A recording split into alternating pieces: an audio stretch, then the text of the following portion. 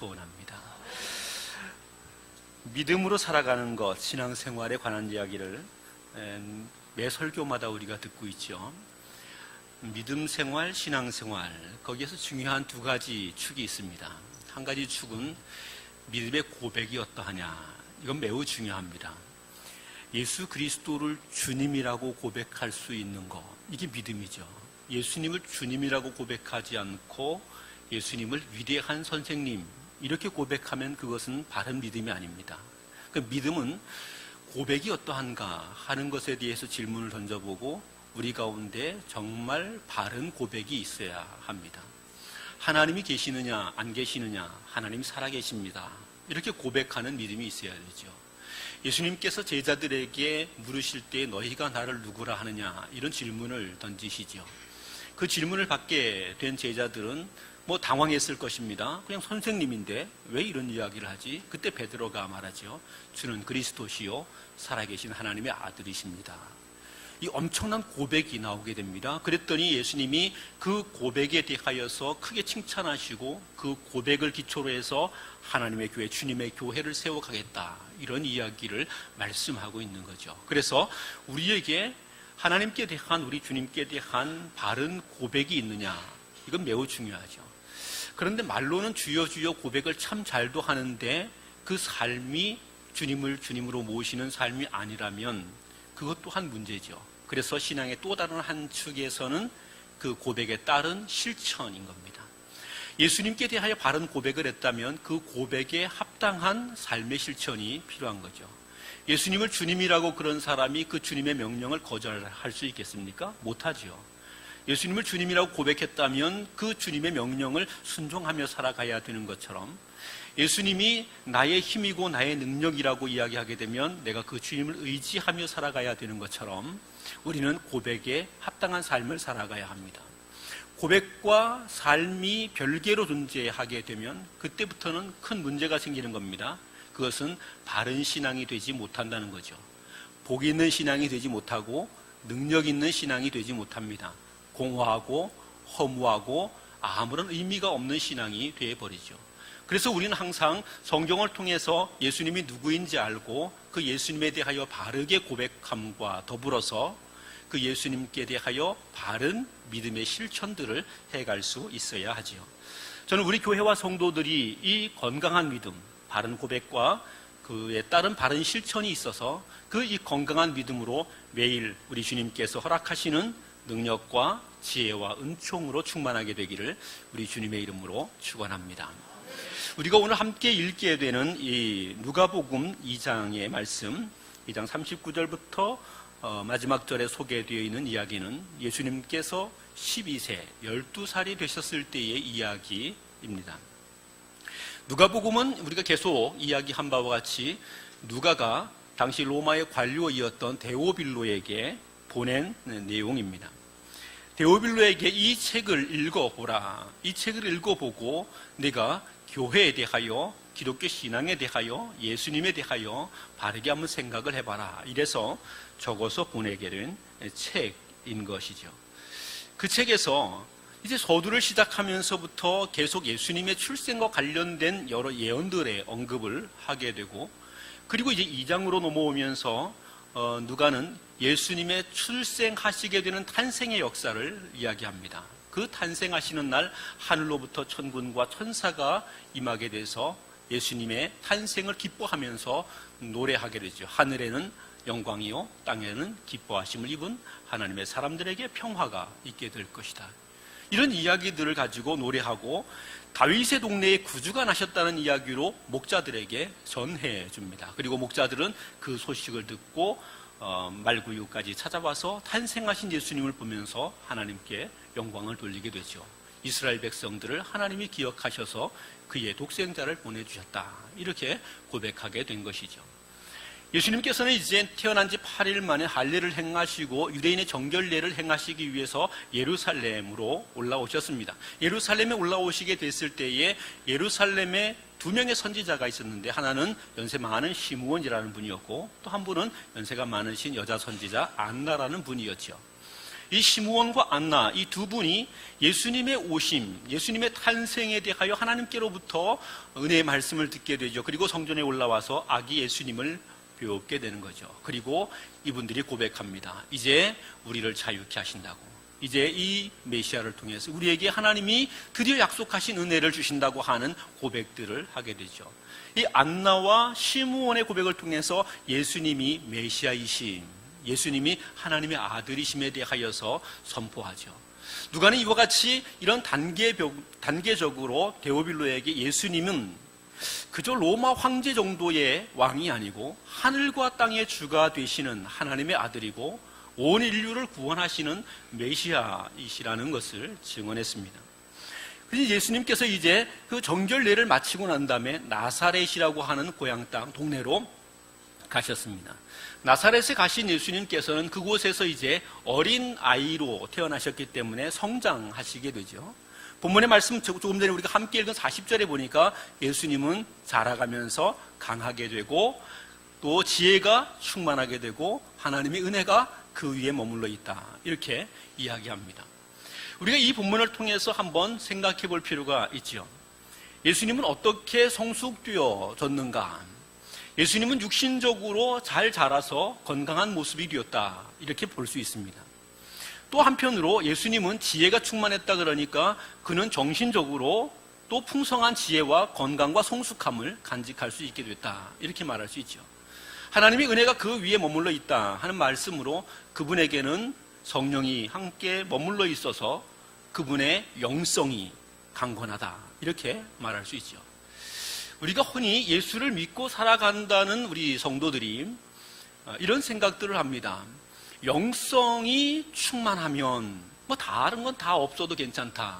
육신이 안 건강, 육신을 돌보지 않아도 괜찮고 우리의 정신세계를 잘 돌보지 않아도 괜찮다.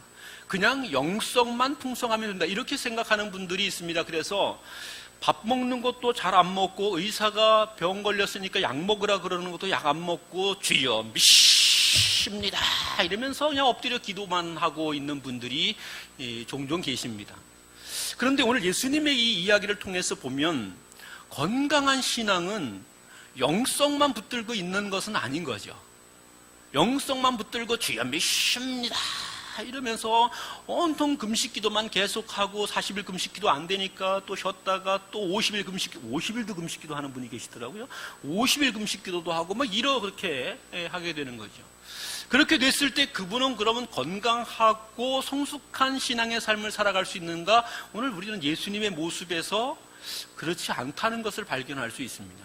예수님은 육신도 건강하게 됐고 정신도 건강하게 됐고 영성도 건강하게 됐다. 이런 이야기를 말하죠. 그래서 우리 성도들이 육신을 건강하게 하는 일도 잘 하셔야 합니다. 혹 다이어트를 하셔야 된다고 의사가 말하면 다이어트를 하셔야 됩니다. 의사가 명령해서 다이어트를 하고 있는 중입니다. 의사가 명령하면 해야 됩니다. 그래서 건강관리도 잘 해야 합니다. 그리고 우리의 정신을 풍성하게 하기 위해서 예수 믿는 사람들은 책도 많이 읽으셔야 됩니다. 좋은 교양서적들, 전문서적들 또는 우리에게 우리 마음의 양식이 될 만한 좋은 책들도 많이 읽으셔야 됩니다.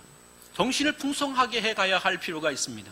예수 믿는 사람인데 책 한 글자도 안 읽는다. 그건 좀 생각을 해봐야 됩니다. 조금 책을 읽으려고 하셔야 되고요. 교양이 되는 강좌들을 좀 듣는 것도 좋습니다.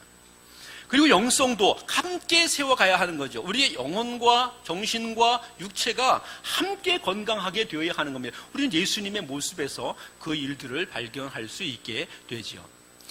예수님은 이와 같이 자라게 됐습니다. 영성도 육신도 정신도 온전하여 건강하게 자라가게 되죠. 그런데 이제 예수님께서 이 자라가시는 동안에 만 12세가 되셔서 성전에 올라가게 되십니다.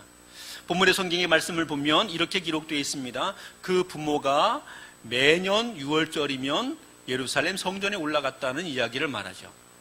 그리고 예수님이 12세가 됐을 때에 그 부모가 성전에 올라갔다 이렇게 이야기합니다. 그런데 그때 예수님이 12세가 됐을 때 성전에 올라갔다 이런 말할 때 예수를 그때는 데리고 올라갔다 이런 말이 없습니다. 그 이야기가 없다는 얘기는 어릴 때부터 매년 성전에 부모가 올라갔다는 이야기를 말할 때 매년 예수님도 그때 같이 함께 갔다는 의미를 담고 있죠. 예수님도 매년 그 부모와 함께 유월절이 되면 성전에 올라가게 된 겁니다. 그렇죠. 젖먹이를 떼놓고 성전에 올라갈 부모는 없죠. 젖먹이 데리고 올라가고 어린아이니까 데리고 올라갔겠죠. 12세가 됐을 때에 예수님이 성전에 올라가시게 됐는데 11년 동안 데리고 왔다 갔다 하면서 데리고 왔다 갔다 하는 길이 조금 익숙해졌습니다. 한 8살, 7살 되면 애들이 망나니 같이 뛰어다니지 않습니까? 그렇죠? 그런데 한 8살, 7살 되는 아이들은 부모들이 앞에 가면 지들끼리 뒤에서 장난하며 놀면서 부모를 따라와서 자기 고향으로 돌아오게 되기도 했죠. 그 12살이 됐으니까 늘 그렇게 했을 것입니다. 그래서 12살이 됐을 무렵인데 성전에서 유월절을 다 마치고 부모들이 이제 나사렛 고향 땅으로 돌아오게 되는 길입니다. 늘 그런 대로 뒤에 애들은 자기들끼리 놀면서 오게 되니까 부모들은 아이들이 잘 놀면서 따라오겠거니 그러고 신경 쓰지 아니하고 또 부모들은 부모들끼리 이야기해 가면서 나사렛을 향하여 오게 됐죠. 하루길을 오게 됐습니다. 그리고 이제 잠자리를 정하고 애를 불러야 할 것 아닙니까? 다른 집에는 다 애들이 기 들어가는데 우리 집에만 안 오는 거죠. 이게 심각한 문제가 생긴 겁니다. 아니 다른 집에는 애들이 다 들어가는데 우리 집에는 안 와요. 다른 집 애들은 다 보이는데 우리 애가 안 보여요. 그냥 그 애들 속에 우리 아이도 있을 줄 알았는데 아이가 없는 거죠. 그래서 이 예수님의 부모는 찾아갔습니다. 각 집마다 찾아가서 묻는 거죠. 우리 애 못 봤느냐? 예수 못 봤느냐? 그 예수님의 또래 친구들도 있지 않았겠습니까? 그 또래 아이들에게 물었습니다. 예수 못 봤느냐? 이렇게 물으니까 못 봤다는 겁니다. 언제까지 가까이 왔느냐? 잘 모르겠다는 겁니다. 그냥 우리끼리 왔다는 거죠. 자기들끼리 놀고 오느라고 예수는 못 봤다는 겁니다. 그때부터 이제 심각하게 된 것이지 아이를 잃어버린 부모의 마음은 얼마나 초조하겠습니까? 자민들 잘 수 있었겠습니까? 그때 서둘러서 이제 예수님을 찾아서 나서게 된 거죠. 그 주변에 있는 사람들 다 방문하면서 돌아다니면서 확인해 보았습니다. 없었습니다. 그래서 이제 예루살렘 쪽으로 거꾸로 걸어오면서 만나는 사람들마다 묻지요. 이런 아이 못 봤느냐? 우리 아이 예수 못 봤느냐? 또 여러 집에 마을에 다니면서 이런 아이가 혹시 지나가는 거 못 봤느냐? 많이 물으면서 가게 됐죠. 하루 길을 오게 된 길을 거꾸로 돌아가는데 3일이 걸리게 됐습니다. 3일이 걸려서 이제 예루살렘까지 오게 됐죠. 그리고 이제 마음에는 여러 가지 포기 되는 상황이 있었을 것입니다. 그런데 성전에 딱 들어가게 됐는데 웬걸요? 거기에 성전 안에 예수가 있는 겁니다. 어린 예수가 있는 거죠. 어린 예수가 있는데 그 예수가 있는 자리를 보니까 그 성전 안에 선생들 사이에 함께 있으면서 이 선생들과 함께 율법에 관하여 토론하고 있는 것이죠. 성경에 보게 되면 선생들이라고 표현됐는데 영어 성경에 보면 the teachers, 그 선생들이라고 되어 있습니다. 그 선생들이라는 말은 뭔가 확정되어 있는 것이죠. 그 선생들이란 말은 이미 뭔가 누군가가 다 알고 있은 그럴 만한 선생이라는 말이죠. 그러니까 이 선생들이라는 표현은 그냥 단순히 선생이라는 신분을 갖고 있는 사람 이런 정도가 아니라 예루살렘에 가게 되면 그 선생이 있어 라고 말할 만한 탁월한 선생들이라는 것이죠. 그 탁월한 선생들 사이에 앉아서 지금 어린 예수 12살짜리 예수님이 그 선생들과 율법을 가지고 토론하게 되는데 그 선생들과 더불어서 신학적인 지혜와 율법의 지혜가 조금도 뒤처지지 않고 오히려 예수님의 질문과 대답에 그 선생들도 당황하고 놀랄 정도가 되었다고 하는 거죠. 이런 광경을 보게 된 것입니다. 여러분이 그 광경을 보게 된다면 부모의 입장에서 어떻겠습니까? 어떤 생각이 들겠습니까? 야, 우리 애가 참 똑똑하다. 저 선생들이 꼼짝을 못하네. 혹시 그러겠습니까? 그런 거는 안 보입니다. 지금 며칠 걸어왔어요? 3일 동안 애간장을 녹이면서 걸어왔습니다. 아마 제가 그곳에 예수님 부모로 있었다면 귓방맹이를 한 방 후리쳤을 겁니다. 이 자식이 여기 뭐 하고 있는 거야? 당장에 안 그러겠습니까? 그런데 예수님 아버지 요셉은 워낙 점잖고 품격이 있는 사람이라 한마디 말씀하지 않습니다. 예수님 어머니 마리아가 한 말씀하게 되지요. 너 여기서 뭐 하는 거냐? 우리가 너를 찾아 얼마나 고생했는 줄 아느냐? 참 이것도 점잖은 표현입니다. 아마 조금 세게 말했을 겁니다. 조금 세게. 너 뭐 하는 거야? 너 왜 거기 있어? 이러면서 호통을 쳤을 겁니다. 호통을 치게 당연하죠. 얼마나 속이 상해 있었겠습니까?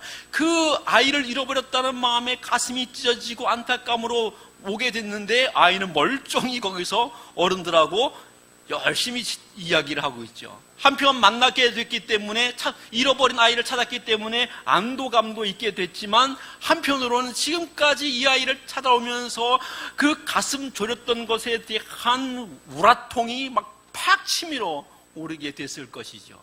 그래서 이제 아이 예수님을 향해서 막 꾸짖는 말을 하게 됐죠.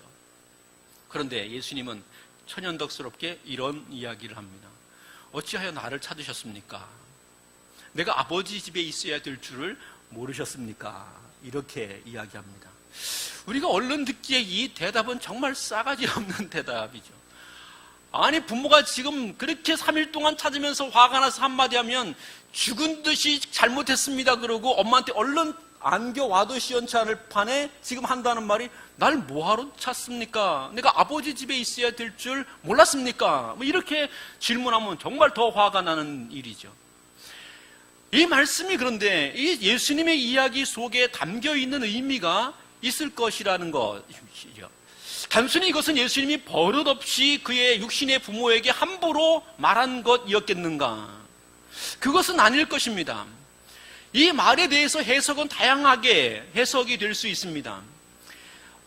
내가 너를 찾기 위해서 고생하면서 너를 찾으러 왔다 이렇게 말하는 부모에게 아니 그렇게 고생할 게 뭐 있습니까? 나라는 사람은 아버지 집에 있어야 되는 거 당연한 거 아닙니까? 그냥 나를 잊어버렸으면 예루살렘 성전 아버지 집으로 오기면 있을 텐데 뭐 3일씩이나 그렇게 고생하면서 왔습니까? 라는 대답일 수도 있습니다. 아니면 내가 하나님의 아들인 거 당신들이 몰랐습니까? 내가 하나님의 아들인 거 당신들이 알았으면 굳이 나를 찾으려고 할 필요가 없는 것 아닙니까? 이런 의미의 말일 수도 있을 것입니다. 그리고 많은 현대신학자들 가운데는 예수님께서 하신 이 말씀을 가지고 이렇게 말하기도 합니다. 예수님께서 그 전까지 12세가 전까지는 자기가 하나님의 아들인 것을 모르고 있었다가 이제 율법학자들과 이야기하게 되는 과정을 통해서 자기가 하나님의 아들인 것을 드디어 발견하게 됐다. 그래서 자기가 하나님의 아들인 것에 대한 자기 자신에게 있는 신성에 대한 신인식이 새롭게 생겨나게 됐다. 이렇게 말하는 분들도 있습니다. 정말 그런 것일까요? 오늘 우리가 이 예수님의 말씀의 의미를 잘 이해하려고 한다면 예수님이 어떤 분이었던가를 잠시 한번 되짚어보고 그리고 이 말의 의미를 한번 되새겨 보아야 합니다. 조금 전에 성경에서 기록되어 있는 이야기들을 다 보게 되면 예수님은 지혜로운 분, 율법학자들과도 그 신학적 율법의 어려운 이야기들도 아주 능통하게 이야기하고 오히려 율법학자들이 놀라고 예수님이 이야기하는 말씀에 당황해할 정도의 그 높은 율법의 지혜와 지식의 수준을 가지고 계셨죠. 그런데 그 예수님은 어릴 때부터 이 예루살렘 성전에 매년 6월절마다 오게 됐고 그리고 이미 12세가 되었습니다. 그렇게 똑똑하신 분이 매년 성전에 오게 됐고 친구들과 어울려서 부모에게 따라갔던 것 계속 해왔던 것이죠. 그런데 예수님이 부모를 잊어버려서 어쩔 수 없이 거기에 머물러 있었던 것이냐? 그렇지는 않은 것일 것입니다. 그렇다면 예수님이 부모를 혹 잃어버렸다 할지라도 부모를 찾아갈 수 없었을 것이냐? 아니죠. 넉넉히 잃어버렸다 할지라도 부모님들이 가는 길을 알았을 것이고 늘 친구들과 동행하면서 갔던 길이 있었으니까 그 길을 어떻게 가는지 알았을 것입니다. 그런데 하루 길을 지나고 다시 사흘 길을 올 정도로 4일이나 되는 그 기간 동안 예수님은 꼼짝도 하지 않고 예루살렘 성전 안에 계셨던 것이죠. 왜 그랬을까요? 지혜가 부족해서 그랬던 것도 아니었을 것이고 또 그냥 부모를 잊어버렸기 때문에 그래서 그랬던 것도 아니고 집에 가는 길을 몰라서 그랬던 것은 아닐 것입니다. 그렇다면 예수님께서 그렇게 하지 않으신 데는 예수님의 의도가 있죠. 뜻이 있겠죠. 그 뜻은 무엇이었겠느냐는 거죠. 예수님께서 그렇게 하심으로 나타내고자 하는 것은 무엇이었겠느냐는 거죠. 오늘 이 성경에서 예수님의 말씀을 가만히 들어보면 이렇습니다. 어찌하여 나를 찾으셨나이까? 내가 내 아버지에 있어야 될 줄을 알지 못하셨나이까? 그는 여기에서 하나님의 성전에 머물러 있게 되는 것을 내 아버지의 집에 있어야 되는 것이라고 말하고 있습니다.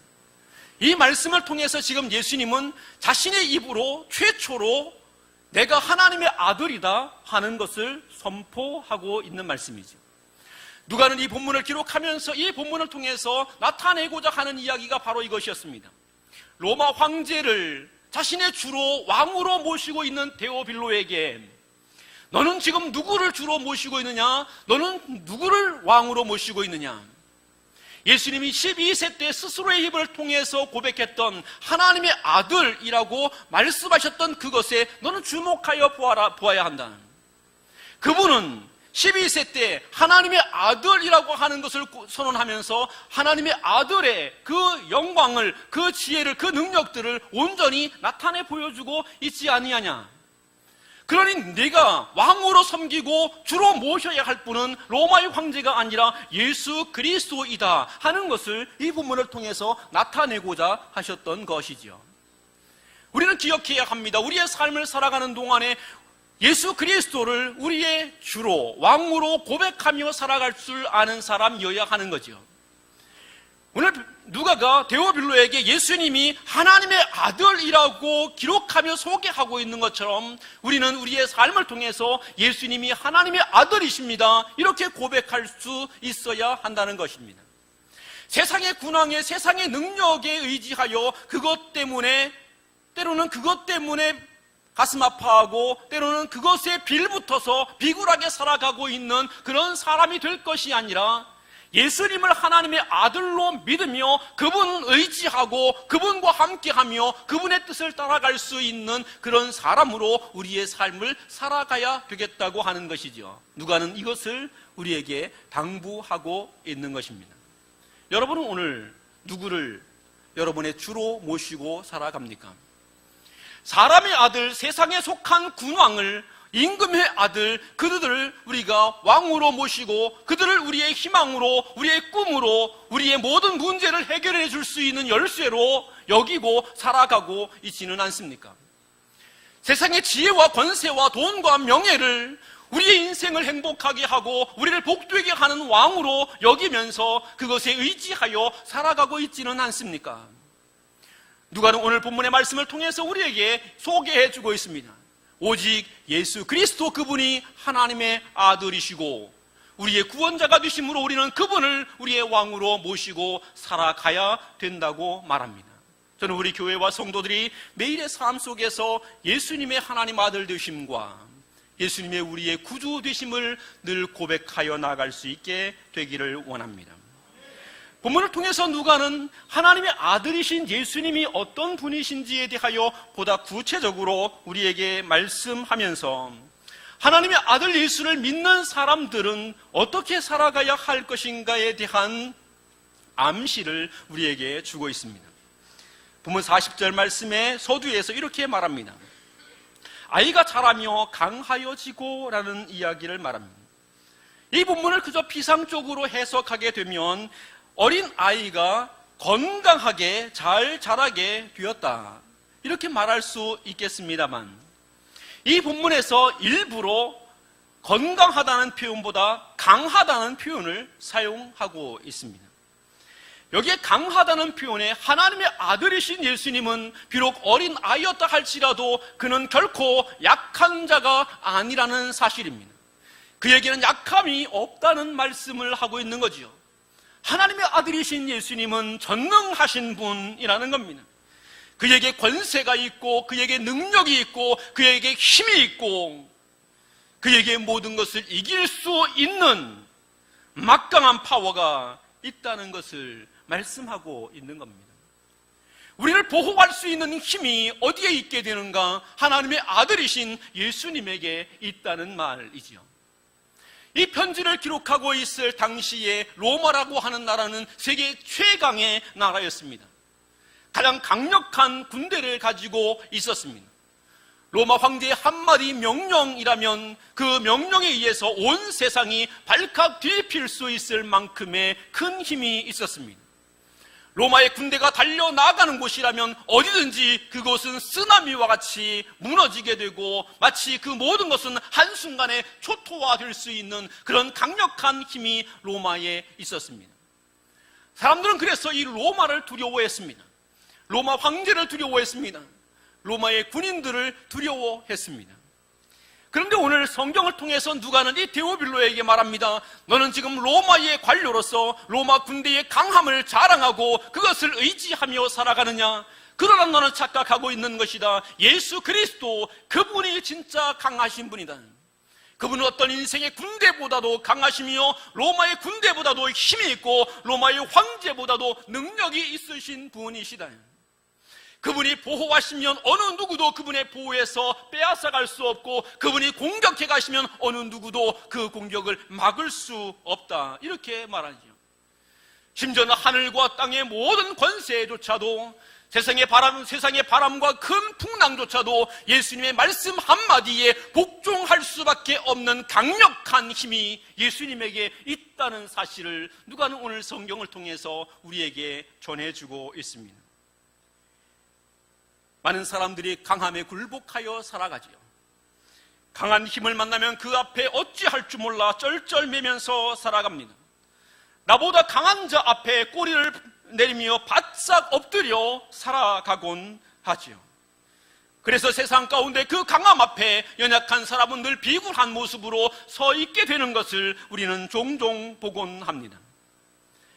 특별히 세상의 강함을 아는 사람은 그 세상의 강함 앞에 어쩔 줄 몰라서 벌벌 떨곤 하지요.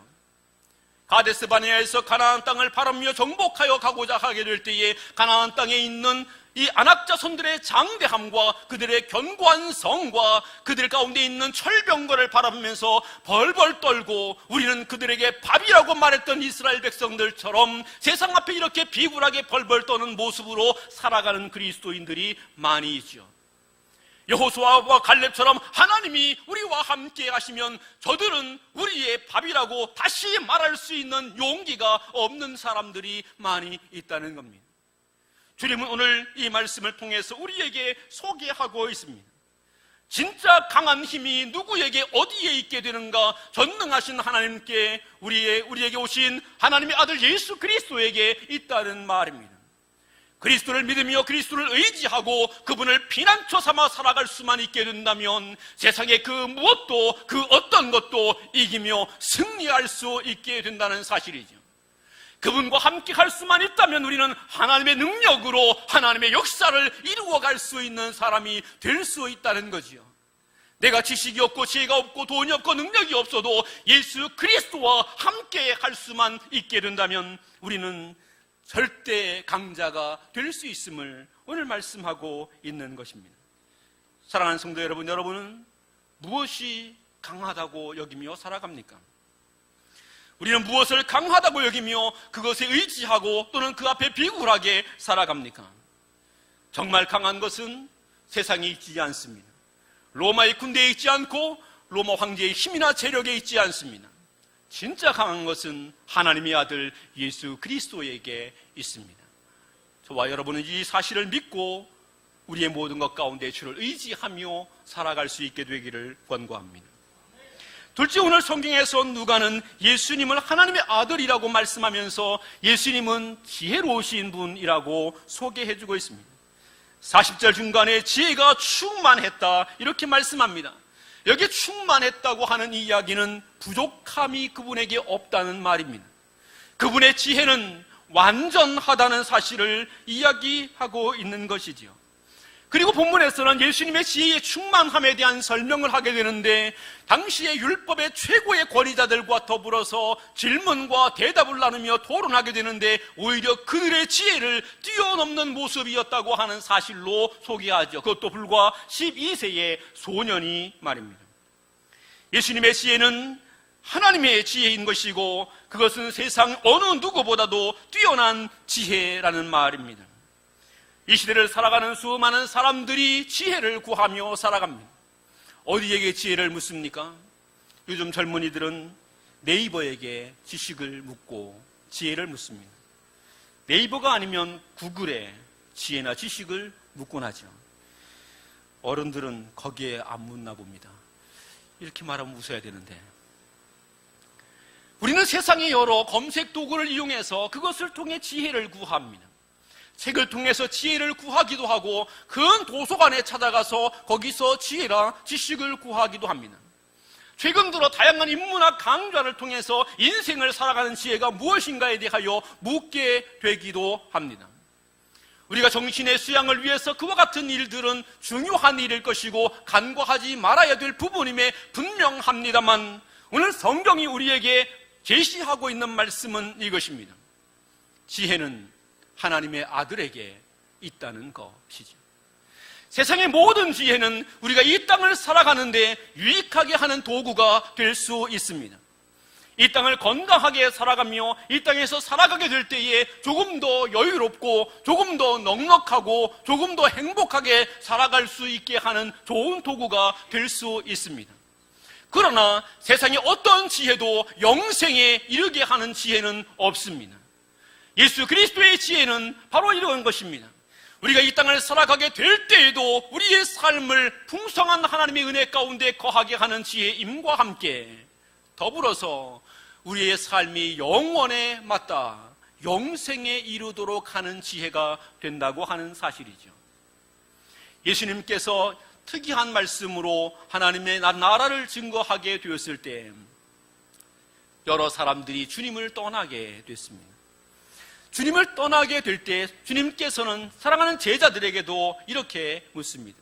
너희도 나를 떠나겠느냐? 모든 사람들이 다 예수님을 떠나고 이 예수님의 말은 황당하게 이를 데 없다고 예수님을 배척하고 나아가게 됐는데, 그때 제자들에게 주님이 물으신 거죠. 너희도 내가 한 말이 이상하면 가도 좋다 하는 그런 이야기인 거죠. 그 말을 들었던 베드로가 주님께 이렇게 이야기합니다. 영생의 말씀이 여기 계심에 우리가 위계로 가오리까? 영생의 말씀이 예수님께 있다는 겁니다. 우리로 하여금 영생에 이르도록 하는 것, 하나님의 능력으로 살아가게 하는 것, 하나님의 복을 얻으며 살아가게 하는 방법이 그 지혜와 그 능력과 권세가 다른 데 있지 아니하고 예수 그리스도에게 있다고 말하게 되어지죠. 그렇습니다. 영생에 이르는 지혜는 세상 그 어떤 것도 주지 않습니다. 세상에 탁월한 철학도 경제학도 심리학도 법학도 어떤 학문도 우리에게 영생에 이르는 지혜를 제공해 주지 않습니다. 심지어는 많은 사람들이 추종하는 종교학조차도 영생에 이르는 지혜를 우리에게 제공해 주지 않습니다. 영생에 이르는 지혜는 오직 예수 그리스도에게 있습니다. 참된 지혜와 진리는 그래서 오직 예수님에게 있습니다. 내가 곧 길이요 진리요 생명이니 나로 말미암지 않고는 아버지께로 올 자가 없느니라. 예수 그리스도로 말미암을 때에만 하나님께로 갈 수 있는 지혜의 문이 열려질 수 있게 되는 거지요. 그래서 주님께서는 성경을 통해서 우리에게 말씀합니다. 너희 가운데 지혜가 부족하냐? 후히 주시고 꾸짖지 아니하시는 하나님께 구하라. 그리하면 주시리라 말씀하지요. 우리는 지혜를 주시는 주님께 나아가 주 예수 그리스도의 이름으로 하나님께 지혜를 구하는 자일 수 있어야 합니다. 영생에 이르는 지혜를 구하는 자일 수 있어야 합니다. 이 땅을 살아가는 동안에 우리에게 하나님이 허락하여 주시는 은혜를 누리게 되는 지혜를 넘어서서 영원한 하나님의 나라와 천국과 구원을 얻게 되는 지혜를 간직할 수 있는 사람이 되어야 합니다. 이 지혜로 말미암아 생명과 축복의 길을 걸어갈 수 있는 자가 되어야 합니다. 주님은 오늘 누가의 입을 통해서 우리에게 이렇게 말씀하는 거죠. 나에게 참된 지혜가 있다. 영생에 이르는 지혜가 있다. 그러므로 너희는 내게 와서 물으라.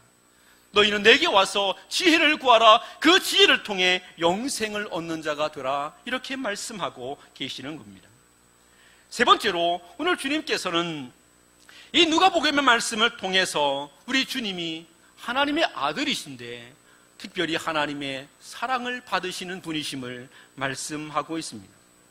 40절에서 하나님의 은혜가 그 위에 있다 이렇게 이야기합니다.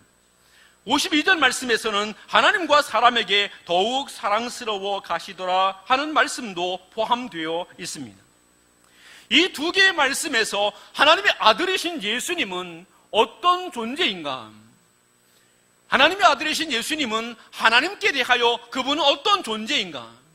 하나님이 특별히 사랑하시고 하나님께서 특별히 관심을 가지시고 하나님이 그를 존귀케 하시는 그런 분이라 하는 이야기입니다. 하나님은 예수님을 사랑하셔서 존귀케 하신 분이십니다. 그러므로 하나님이 존귀케 한 사람, 하나님이 사랑하여 귀하게 여기시는 그분을 어느 누구도 함부로 멸시하거나 무시하거나 또는 조롱할 수 없습니다.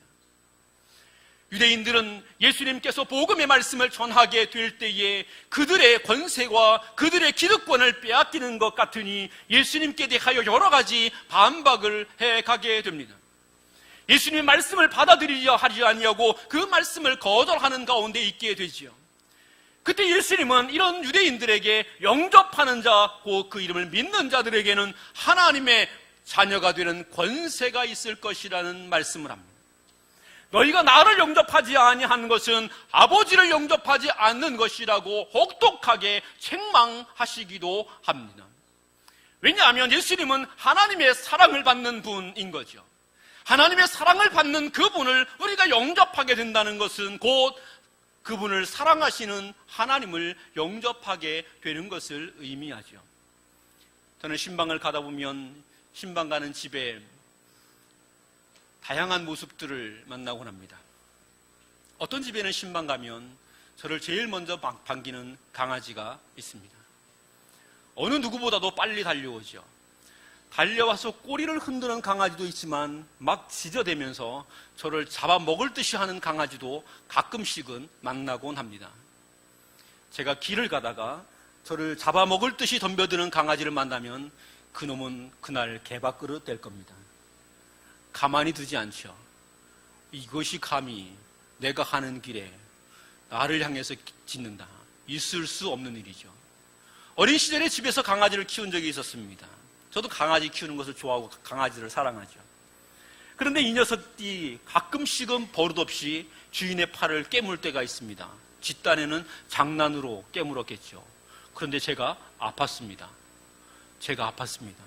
그러면 그놈은 그날 곡소리가 나는 거죠. 어디 감히 버르장머리 없이 주인을 무느냐. 그런데 신방을 갔는데 신방 간 집에서 강아지가 튀어나와서 막 저를 향해서 싸납게 질문을 합니다. 그러면 저는 그 강아지를 보고 뭐라고 하겠습니까? 이놈의 개 XX가 발로 걷어차겠습니까? 그럼에도 불구하고 그 강아지에게 대하여 사랑의 표현을 하지요. 왜 그렇습니까? 그 강아지를 사랑하는 주인을 내가 존중하기 때문에 그렇습니다. 만약에 제가 그 강아지가 제게 버릇없이 행했다 그래서 마구 발로 걷어찼다 그러면 그날 신방은 끝나는 거죠.